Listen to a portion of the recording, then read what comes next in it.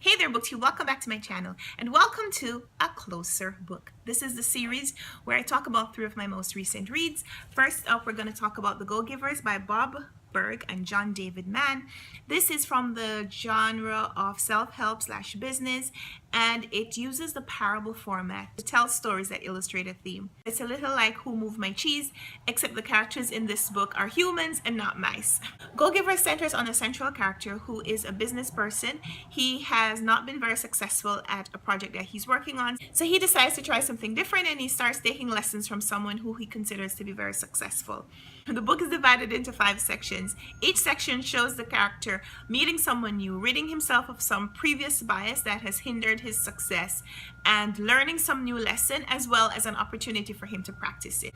I enjoyed the story, I enjoyed the lessons. I read a lot of business, self-help, nonfiction, so this book was right up my alley, and I think it's an excellent book for anyone who is in business, which I think is all of us, because we're all in the business of selling ourselves. On the back cover, Go-Givers is recommended by several of my favorite business authors. Seth Godin, who wrote Purple Cow, which is a book I've spoken about here previously.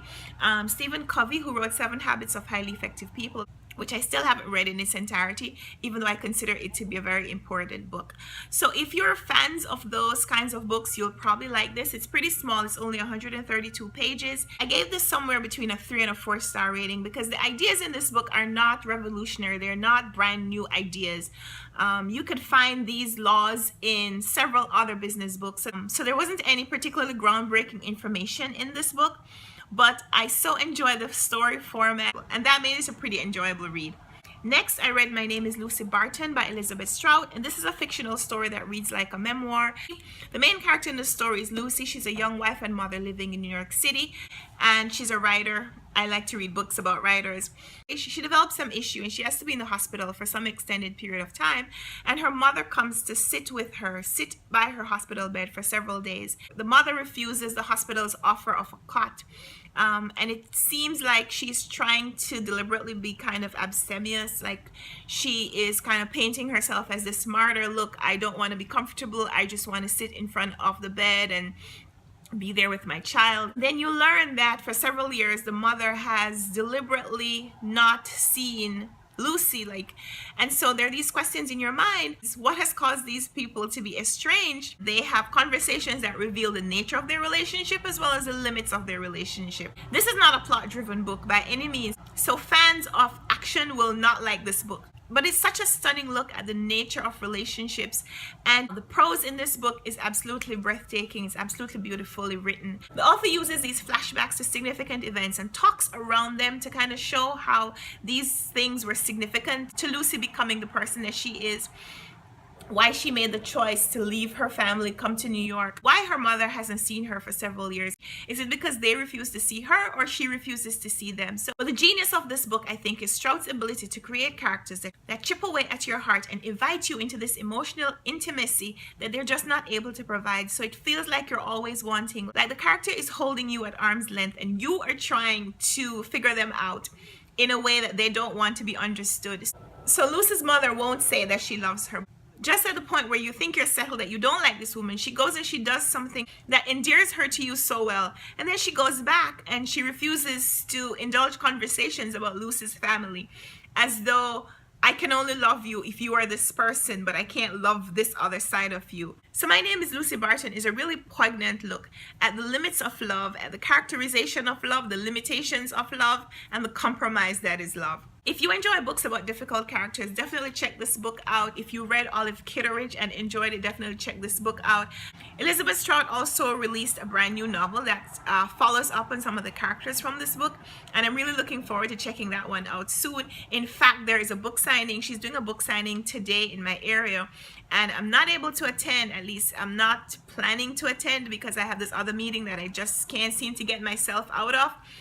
But I'm still strategizing on how I can go meet Elizabeth Strout today to hear about her new novel that follows up on this book. And finally, we get to The Book Thief by Marcus Zuzak. I started reading this book a few years ago. I got a copy from the library and I started reading it. And when I found out that it was being narrated by Death, it was very difficult for me to continue reading. So I stopped. Flash forward to 2 years later when I finally purchased my own copy because I've been hearing how incredible this book is. I purchased my own copy and decided I'm going to read it. When Tome Topper Readathon comes around, I choose this book to participate, and success, I read it. It is 550 pages and I read it in a pretty short amount of time because it is actually really readable. After you get through the first couple of pages, the story changes, and it changes for the better. So the difficult part of this book is the first couple of pages where Death introduces himself to the reader, which is not something that I ever want to experience. I do not want to interact with Death. So that was very hard for me. The first couple of pages, very difficult because a child dies, and you know, this fact that Death is narrating the story kind of makes it off-putting. But as long as you get past that and get into the story, it becomes a really stunning read. So it's a fictional story happening around the beginning of World War II. The main character is Lisa. When we meet her, she's traveling with her mother. Her mother is about to drop her off because she can no longer take care of her. So the bulk of the story happens while Lisa is with this foster family, and it is about her experiences fitting into this new environment, indulging her passion as a reader, which makes it a very bookish book, which I enjoyed, and also you know, just generally their experiences during the war. The characters are German, but they're not members of the Nazi party, so they're painted as victims and not aggressors of the war. Zuzak won several awards for this book, mainly in the young adult genre, and I guess I'm kind of confused about what is young adult because I feel like the themes would have been too heavy for me to enjoy if I had read this as a child. Thankfully, however, I'm not a child, I'm an adult, so I enjoyed this book and I gave it a 4-star rating. It is 550 pages, which makes it a chunker of a book, but the format makes it very readable. There are stories, there are pictures, there is a book within a book. There is a lot of blank space. So the 550 pages seem to be a little condensed and it didn't feel like a very lengthy read. So that's it for this edition of A Closer Book. These 3 books brought me to number 37, 38, and 39 in my quest to read 102 books in 2017. Put links in the description box so you can check out other videos that I have made where I've shared other books that I have read earlier this year. So thanks for watching my video. Let me know in the comments if you've read any of these books and what you thought about them. And until next time, happy reading. Bye.